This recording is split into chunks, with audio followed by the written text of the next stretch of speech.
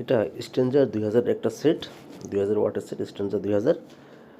এই সেটটা হঠাৎ প্রোগ্রাম চলাকালীন সময় সেটের পিছন দিয়ে ধোঁয়া বেরিয়ে গেছে।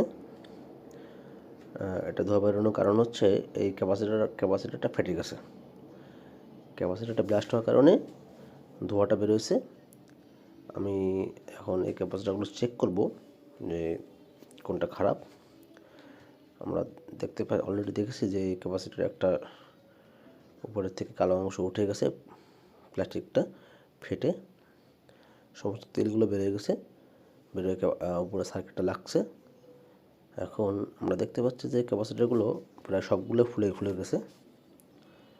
এগুলো সবই ফোলা আছে। এই তিনটা মাঝখানের ঠিক ঠিক আছে, এটা ঠিক আছে, এটা ঠিক আছে, এটাও ঠিক আছে, এটাও ঠিক আছে, এটা ঠিক আছে, এগুলো ঠিক আছে।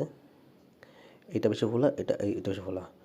মানে এই যে পজিটিভ লো ভোল্টেজ যে তিনটা ক্যাপাসিটার, এই তিনটা হচ্ছে চেঞ্জ করতে হবে। এই তিনটা চেঞ্জ করতে হবে। এটার এই চেঞ্জ করার ফুল ভিডিও দেখতে আপনারা কমেন্ট করতে পারেন এই ভিডিওর লিঙ্কে। এই ভিডিওর কমেন্টে একটা লিঙ্ক থাকবে, সেই লিঙ্কটা আপনারা ক্লিক করলে আপনারা এটা ফুল ভিডিও দেখতে পারবেন।